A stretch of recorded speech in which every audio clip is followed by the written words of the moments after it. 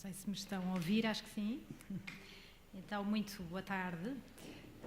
Eu gostaria de começar por agradecer o amável e honroso convite que me foi dirigido pelos dirigentes da TEM, a Tendência Esperança em Movimento, do CDS, o Dr. Abel Matos Santos e o Dr. Luís Galhardini Graça. É para mim um enorme gosto estar aqui a debater a democracia cristã, que é um tema que me é muito caro.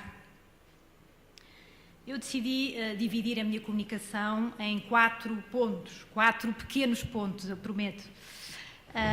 Um primeiro ponto sobre o estudo científico da democracia cristã, um segundo ponto sobre alguns marcos históricos. Enfim, eu imagino que conheçam bastante da história da democracia cristã e, portanto, vou só, chamar a atenção para alguns marcos históricos para estarmos todos em consonância. Um terceiro ponto sobre a especificidade do movimento e da família político-partidária democrata cristã e um quarto ponto sobre a democracia cristã e o futuro da Europa, o tema para o qual me convidaram para falar hoje. Começando então com o estudo científico da democracia cristã. A atenção que tem sido dada por parte dos cientistas políticos à família político-partidária democrata cristã tem sido muito menor do que aquela que tem sido reservada à família social-democrata ou socialista. A outra maior família político-partidária da Europa continental do período pós-Segunda Guerra Mundial. De facto, a democracia cristã, com a social-democracia, formam as duas famílias políticas que moldaram a política e as sociedades europeias continentais do pós-guerra, incluindo o processo de integração europeia. O século XX na Europa foi essencialmente marcado por regimes políticos autoritários e totalitários, nacional-socialismo, fascismo, comunismo, e foi graças à vitória das forças aliadas e, concretamente, ao papel do Reino Unido e dos Estados Unidos da América na Segunda Guerra Mundial e à sua defesa intransigente da liberdade e da democracia, nesse período e no período da Guerra Fria, que estas duas famílias políticas partidárias, a família democrata cristã e a família social-democrata, puderam começar a alternar-se no poder em democracia, em verdadeiras democracias, em vários países europeus e a moldar a sua política no pós-guerra. É impossível compreender a Europa contemporânea sem ter em consideração a democracia cristã. Kaiser e Warnout, 2 autores que têm dedicado muito do seu trabalho à democracia cristã, chamaram a atenção para o papel crucial que os partidos democratas cristãos desempenharam na ancoragem de novos sistemas partidários na Europa do pós-guerra, na legitimação da economia de mercado através de sistemas de segurança social e de direitos sociais ou de terceira geração, na introdução de formas corporativistas na implementação de políticas socioeconómicas de consenso e ainda com o contributo que deram para o fim das rivalidades nacionais através da construção da União Europeia. Esta negligência que tem sido votada à democracia cristã reflete aquilo que Stathis Kalyvas e Kees van Kersbergen, 2 autores, um deles grego, o outro holandês, que têm dedicado também muito o seu trabalho ao estudo da democracia cristã, consideram uma dificuldade profunda, consideram que esta negligência está relacionada com uma dificuldade profunda em perceber a relação existente entre a religião e a política no contexto europeu, apesar do papel central da religião na emergência das sociedades europeias modernas e seculares. Felizmente, desde meados dos anos 90 do século XX, a democracia cristã tornou-se objeto de maior investigação e alvo de maior atenção por parte dos cientistas políticos.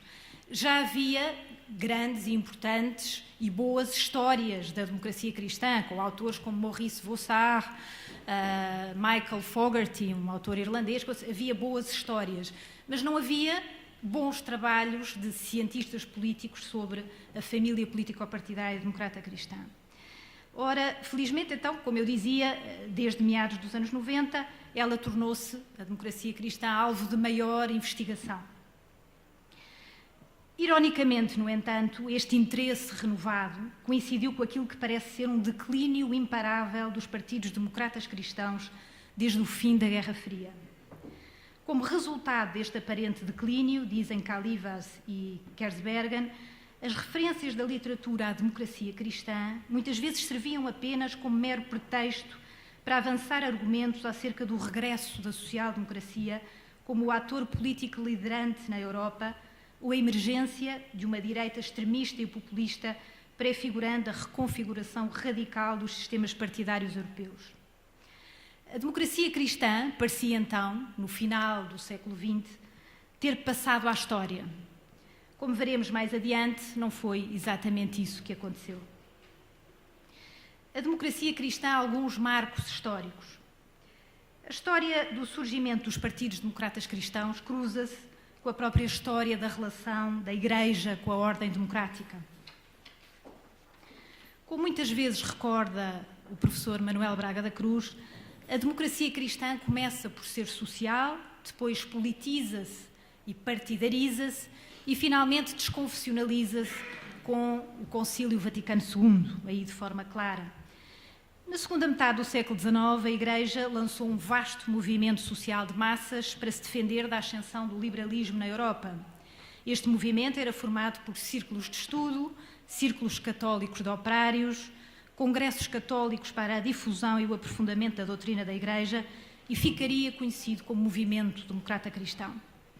Em 1891, o Movimento Democrata Cristão recebe de Leão XIII a sua Magna Carta, a encíclica Rerum Novarum, que é a primeira encíclica social católica, que é também considerado o primeiro documento da doutrina social da Igreja. Este vasto movimento social que a Igreja lançou começa, no entanto, desde cedo a apresentar tendências de politização e de partidarização. Logo em 1870 é fundado o Partido do Zentrum Católico, na Alemanha. Outros países da Europa experienciam fenómenos semelhantes, de que são exemplo a Federação dos Círculos, criada em França por Léon Harmel, que levará à criação do Partido Democrata Cristão em 1895, e mais tarde ao aparecimento do movimento Le Sillon, liderado por Marc Saunier, a criação da obra dos Congressos, formada em Itália em 1874, reforçada pelo aparecimento da União Católica para os Estudos Sociais, fundada pelo professor Giuseppe Toniolo, em 1889, da qual resultaria a tentativa posterior, liderada por Dom Rómulo Muri, de intervir partidariamente na vida política, e ainda a criação do Partido Democrata Cristão belga. Portanto, temos aqui uma série de experiências partidárias que começavam a emergir na Europa. Toda esta atividade vigorosa obriga Leão XIII, na encíclica Graves de Comuni, de 1901, a clarificar a natureza da democracia cristã. O seu âmbito de intervenção é definido pelo pontífice como sendo meramente social e não político. Também Pio X rejeita em vários documentos qualquer comprometimento da Igreja com formas de governo específicas ou com formações políticas concretas. No entanto, as consequências da Primeira Guerra Mundial e as aspirações de paz e de reconstrução da Europa levam o Papa Bento XV, eleito em 1914, a admitir as primeiras formações de inspiração católica com o objetivo de enquadrar as massas eleitorais católicas num período em que a vida política se massificava por via do alargamento do sufrágio e da implementação em vários países da Europa do sufrágio universal. Os partidos atuavam, por isso, não apenas no terreno político e eleitoral, mas, sobretudo, no terreno social. O Papa Bento XV levanta o non expedit, ou seja, a proibição dos católicos participarem na vida pública do Estado italiano, proibição essa que se encontrava em vigor desde o pontificado de Leão XIII, devido à chamada questão romana, isto a troco da constituição de um Estado do Vaticano, que será concretizada mais tarde. É então autorizada a fundação do Partido Popular Italiano de Dom Luigi Sturzo, em 1919. Neste período, outras formações partidárias de inspiração cristã ganham força na Europa. Uma delas é o Partido Centro Católico Alemão, de que já falámos, o Centro Católico Português, nascido em 1917, mas refundado em 1919, o Partido Democrata Cristão Belga, de que já falámos também, La Jeune République de Marc Saunier, os sociais cristãos austríacos, liderados por Monsenhor Hauser, e mais tarde, em plena Segunda República Espanhola, a formação católica e democrática da SEDA, Confederación Española de Derechas Autónomas. Também estes se fortalecem. Pio XI, por seu turno, que liderou a Igreja entre as duas guerras mundiais e cujo pontificado se confrontou com os autoritarismos e os totalitarismos que irrompiam em vários países da Europa, tinha a grande preocupação de evitar a confusão entre a atividade religiosa e a atividade política. Criou a ação católica como ação social e não política. Relançou o ativismo laical católico como mero ativismo apostólico e social, subalternizando ou limitando o intervencionismo político.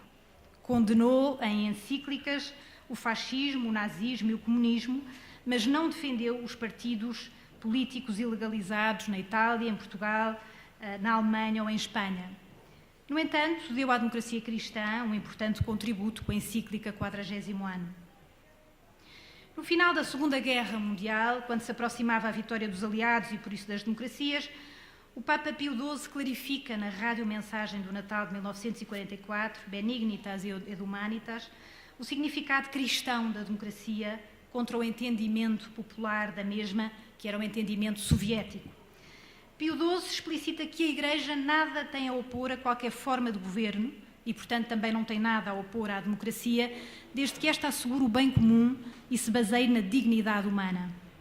Foi esta ideia evangélica de democracia, fundada na liberdade e dignidade da pessoa humana, que originou o aparecimento, depois da Segunda Guerra Mundial, de vários partidos democratas cristãos, nesta altura já vigorosos partidos de massas.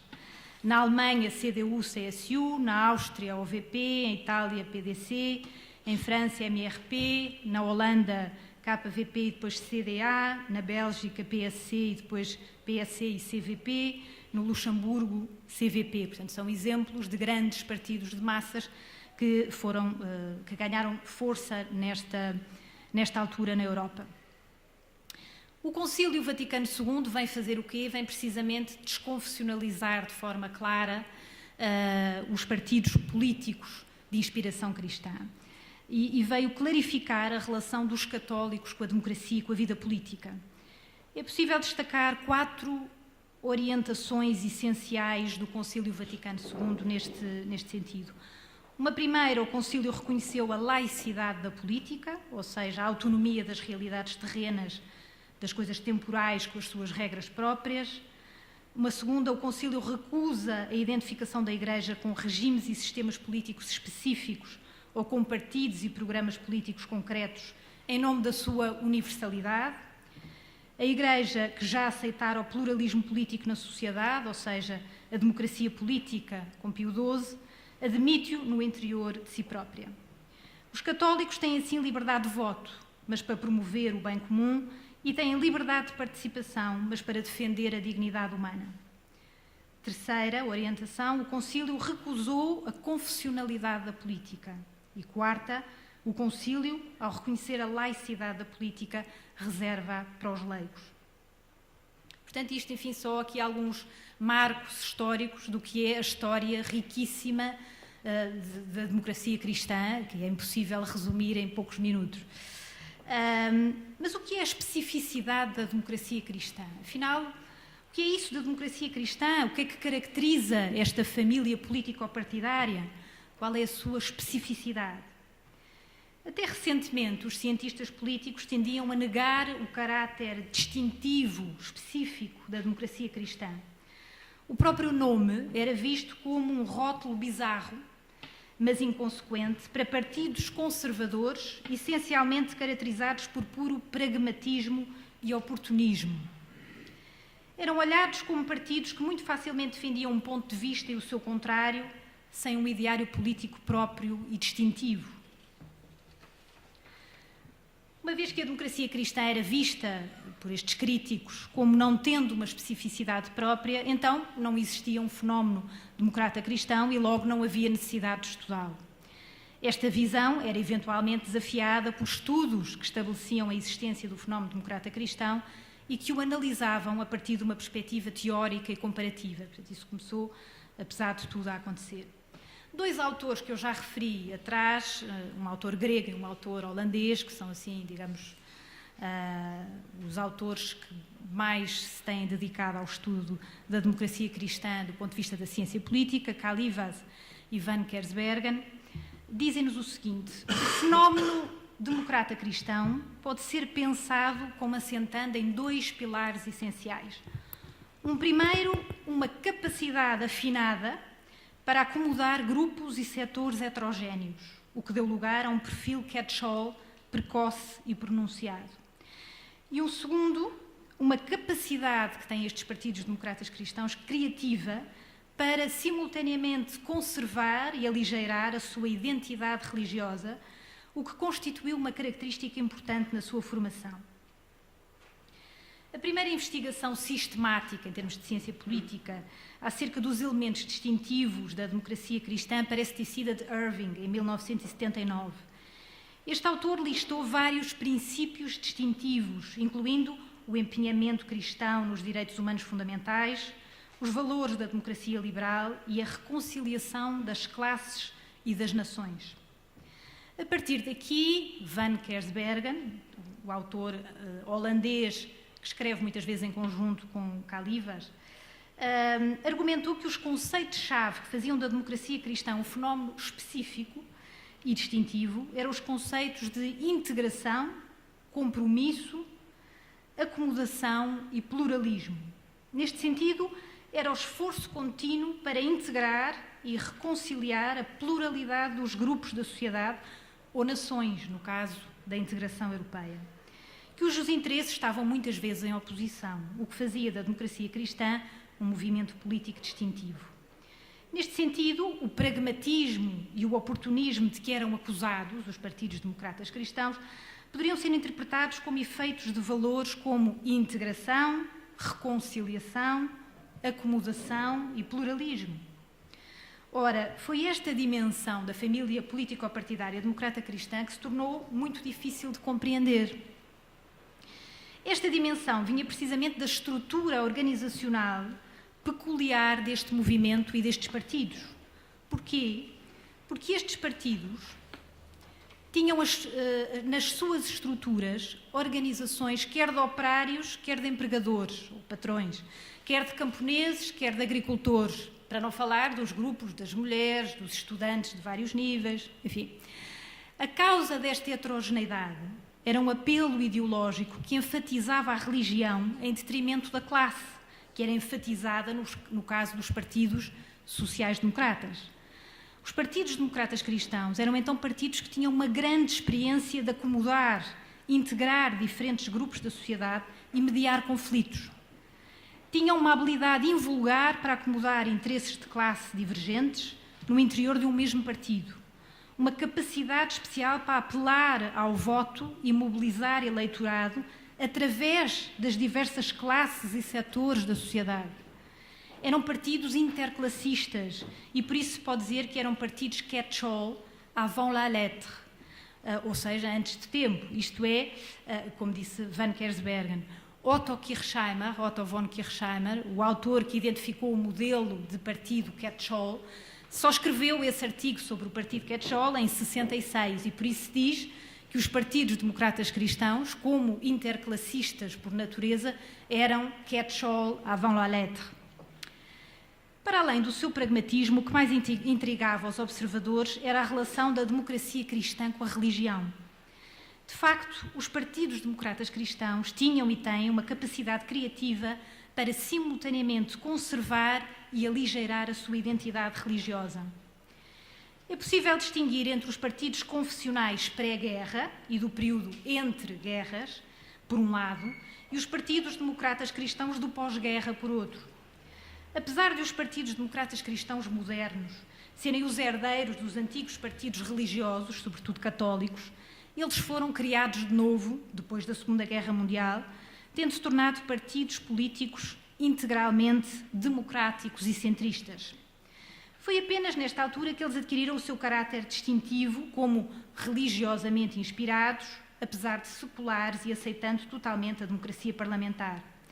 Hoje em dia, os partidos democratas cristãos usam formulações vagas como inspiração religiosa, valores da civilização cristã, como as únicas referências à religião no seu discurso oficial. As referências explícitas à religião são raras e entendidas como arriscadas, tendo em conta os eleitorados europeus altamente secularizados. No entanto, os fundamentos doutrinários dos partidos democratas cristãos continuam a inspirar as bases programáticas destes partidos. Concordamos com Jean-Dominique Durand quando afirma que as bases doutrinárias dos partidos democratas cristãos são essencialmente o magistério da Igreja Católica e, em particular, os princípios da doutrina social da Igreja, o pensamento personalista e, finalmente, o pensamento popular, ou o popularismo de Dom Luigi Sturzo. A doutrina social da Igreja é uma fonte doutrinária por excelência da democracia cristã. Assenta em 6 princípios ou elementos estruturadores: o princípio da dignidade da pessoa humana, o princípio do bem comum, o princípio do destino universal dos bens, o princípio da subsidiariedade, o princípio da participação e o princípio da solidariedade. O ensinamento social ou o magistério social da Igreja, que repousa nestes 6 princípios fundamentais, defende a propriedade privada, cuja função social é sublinhada, defende que o papel do Estado na economia é subsidiário, deve regular e corrigir as injustiças do mercado, defende uma economia ao serviço do homem, defende os corpos intermédios da sociedade, a começar pela família, mas passando também pela comunidade e pela região, defende a proeminência da pessoa humana na organização social. No que diz respeito à filosofia personalista, que é outra das bases doutrinárias das democracias cristãs, é uma filosofia que nasce na Europa durante a primeira metade do século XX e cujo epicentro é a França, dos anos 30. Coloca a pessoa no centro da sua reflexão e da sua estrutura conceptual. Surge como reação à crise profunda de valores e de civilização que assola a Europa neste período. É um sistema filosófico que conduz à ação política. Existem várias correntes personalistas, mas podemos dizer que as duas que mais influenciaram o movimento democrata cristão foram o personalismo comunitário, onde se destaca Emmanuel Mounier, o seu pensamento, e o personalismo ontológico clássico, onde se destaca o pensamento de Jacques Maritain. O personalismo tem a sua centralidade na pessoa humana, concebe-a como portadora de uma dignidade excepcional, como liberdade, como relação, como transcendência.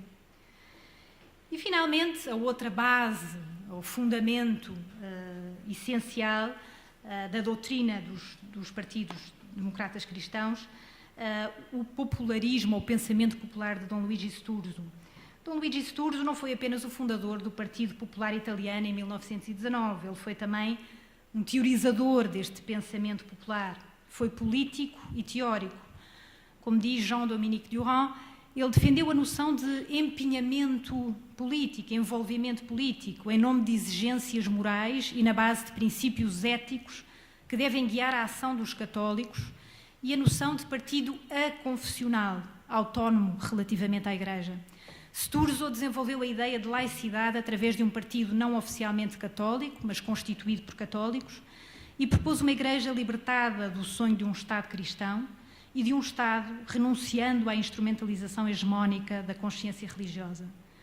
Defendeu um popularismo, um pensamento popular democrático, que, fiel ao catolicismo social, propusesse um Estado orgânico e descentralizado e rejeitasse o liberalismo individualista. Insistia na ideia de democracia e das liberdades civis e políticas. A democracia, dizia Sturzo, defende-se através de um povo organizado em corpos intermédios autónomos, garantes do pluralismo. E, finalmente, chegamos aqui ao ponto final da comunicação, que é a democracia cristã e o futuro da Europa. O papel da democracia cristã no processo de integração europeia começou a ser estudado de forma aprofundada apenas recentemente. Os democratas cristãos podem reclamar para si, de forma justa, a paternidade da ideia de integração europeia, tanto como uma solução para a guerra, como uma resposta para a coordenação internacional da procura de solução para os problemas que impediam e impedem a prosperidade económica e social dos países europeus. Como se sabe, as 6 nações que iniciaram o processo de integração europeia, a Bélgica, a França, a Alemanha, a Itália, Luxemburgo e a Holanda, tinham todas partidos democratas cristãos sólidos e vigorosos.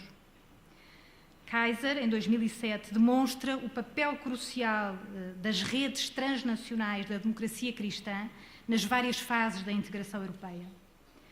Apesar de não terem o monopólio da ideia de integração europeia, não há dúvida de que a posição pró-europeia e pró-integração surgiu de forma mais natural nos partidos democratas cristãos do que nos seus rivais.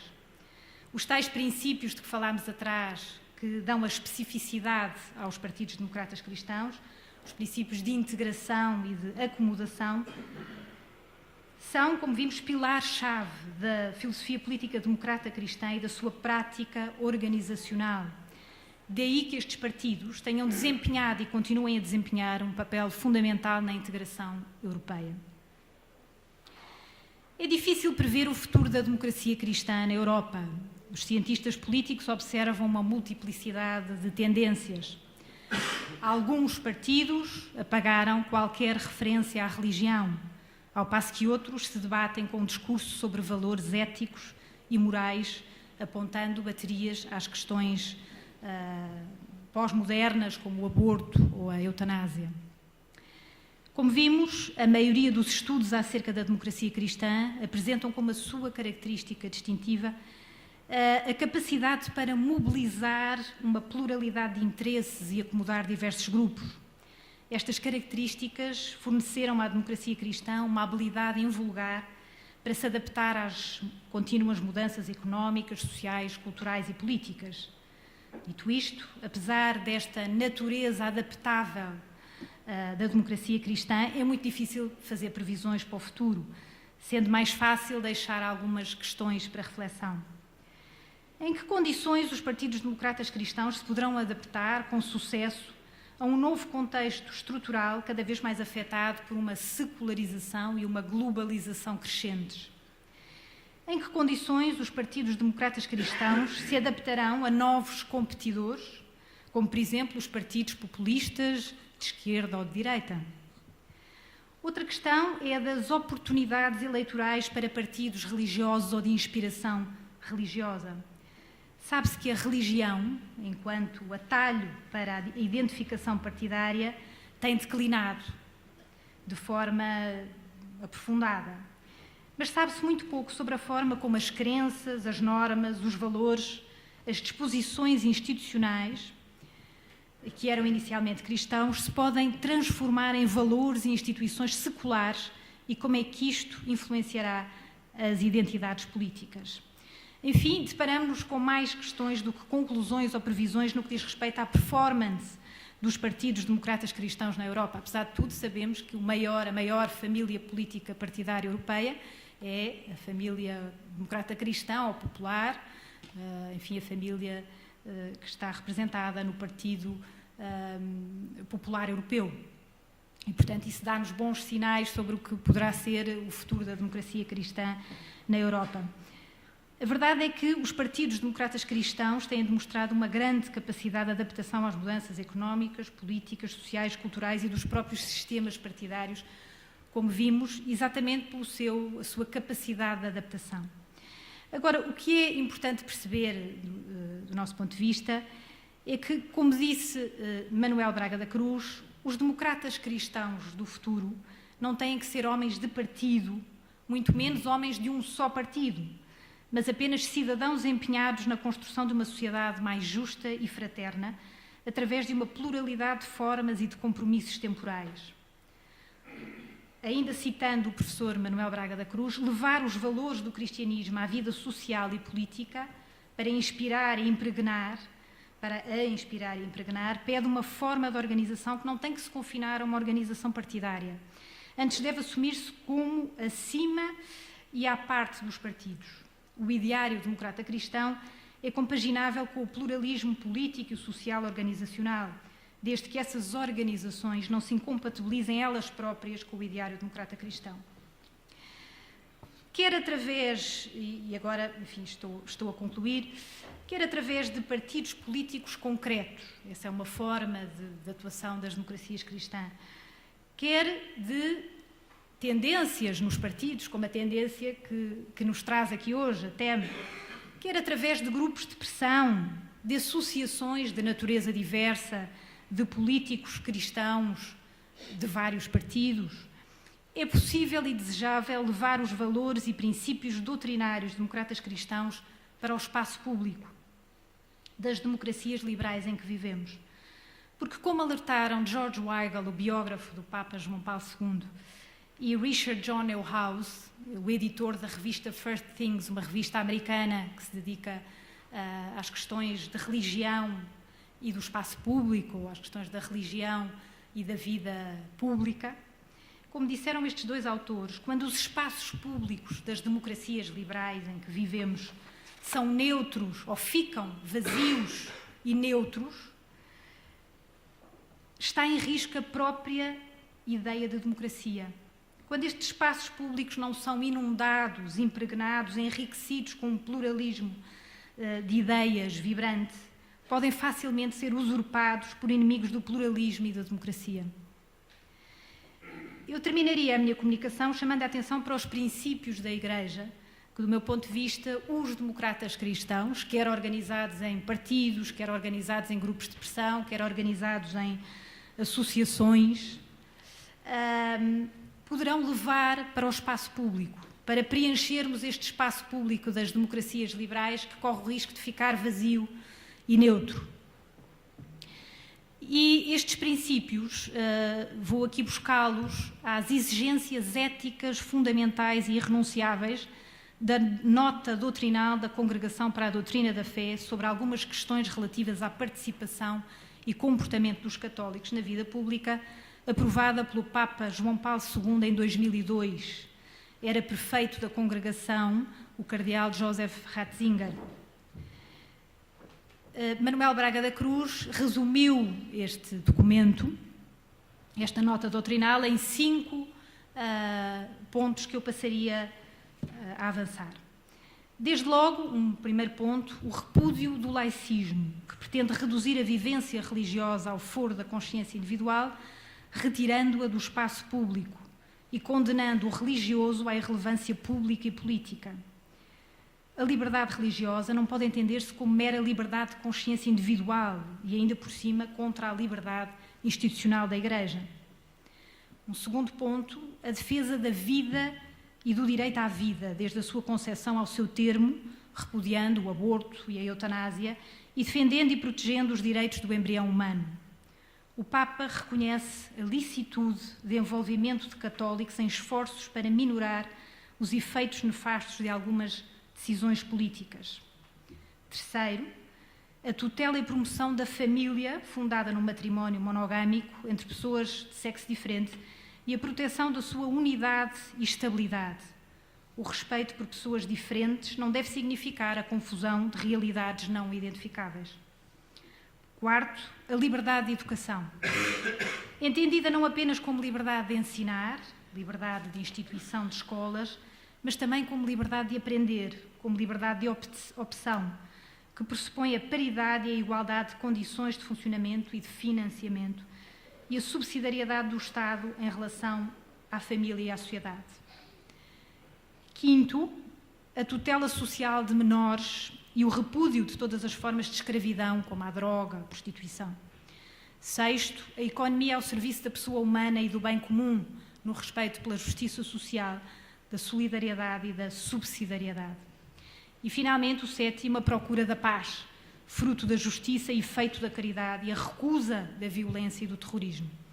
Eu penso que os democratas cristãos se podem guiar por estes princípios e que os podem levar para o espaço público, para enriquecer o espaço público das democracias liberais em que vivemos, para que esse espaço público não fique vazio e neutro, que é um risco para a própria democracia. Muito obrigada.